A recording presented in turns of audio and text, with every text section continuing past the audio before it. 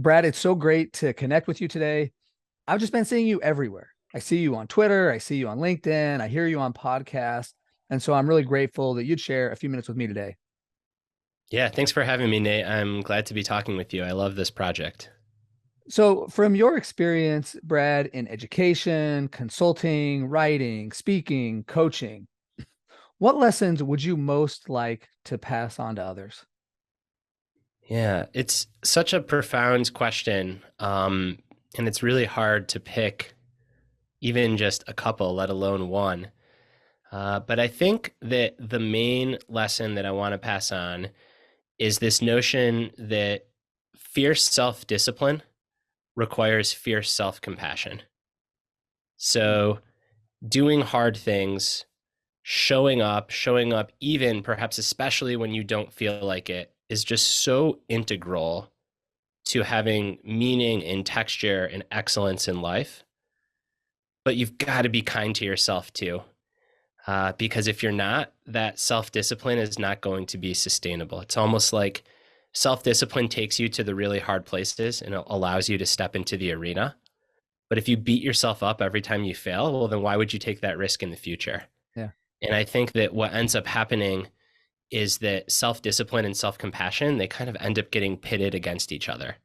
So you've got the shelf in the bookstore that's all the Navy SEALs or Marines saying, you got to be tough and wake up early and make your bed and pick yourself up by the bootstraps and personal responsibility and so on and so forth.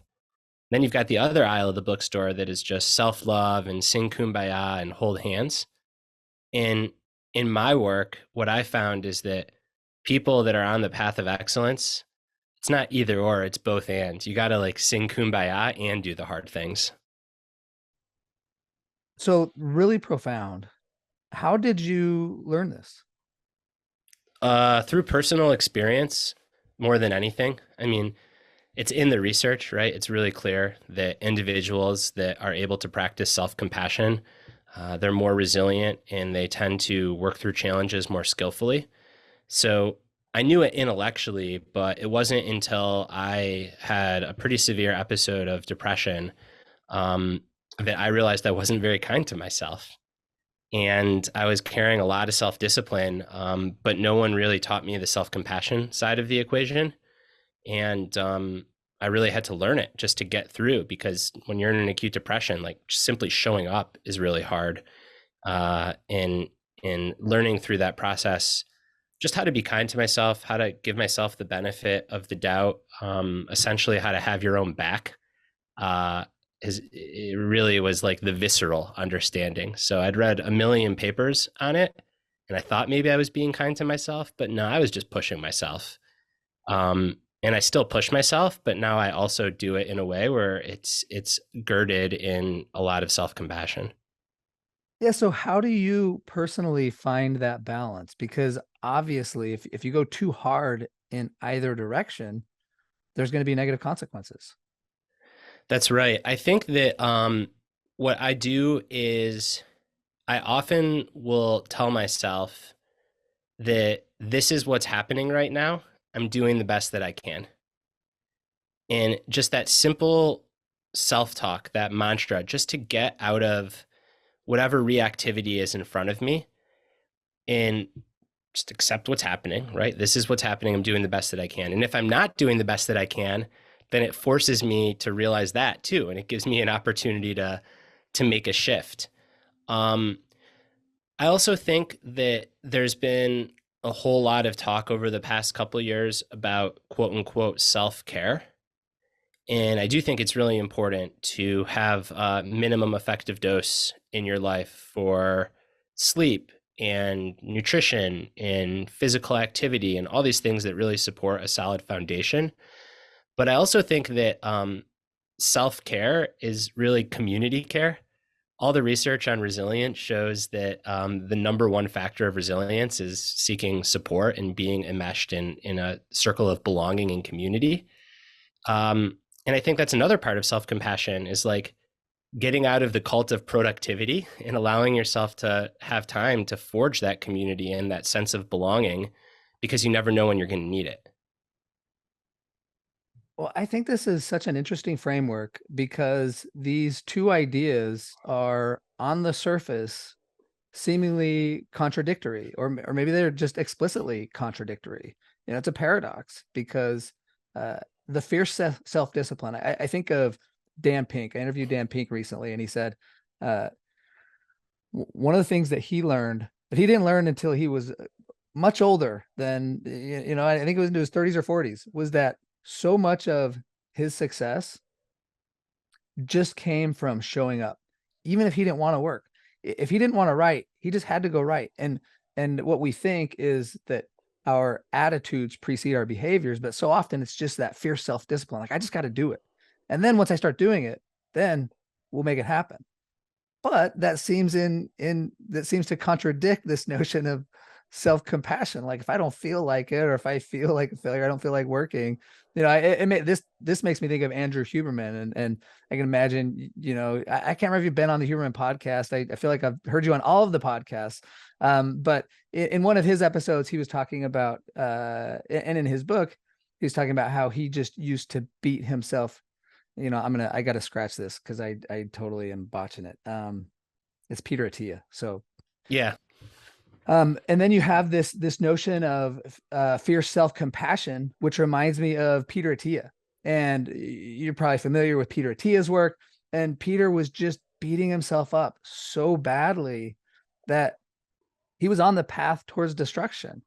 And so we have to find, it's like this yin and yang, this balance, this moderation of both of these.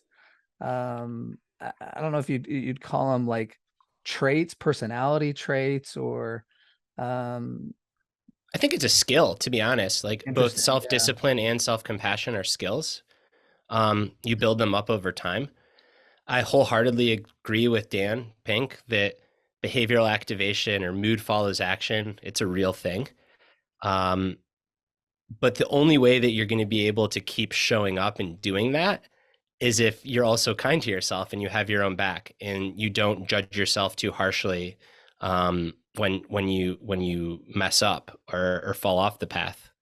Um, because it is hard to show up all the time. It's hard when you've got kids running around in a job, and maybe there's illness or injury, or just like periods that even the most average human experiences where motivation wanes, and still showing up and doing the thing is the path to excellence and success.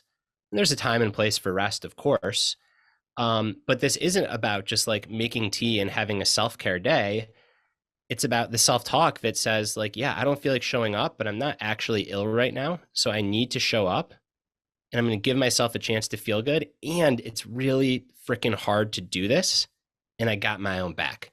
Yeah. And that last part is what allows you to do the first part for a very long period of time. Because what happens is when people just over index on self-discipline, they like go really, really hard, and then they burn out. I mean, you see this all the time with New Year's resolutions. Well, I love this, that one, rather than thinking of it as a trait, like you said, it's a skill to be developed. And by practicing both of these, rather than them contradicting each other, they can actually, like you said, enable one another. Like, what a key insight there. Yeah. And I think it's a broad thing too, which is the things that work until they get in the way. So self-discipline works until you Interesting. self-destruct because Yeah. you're pushing yourself so hard.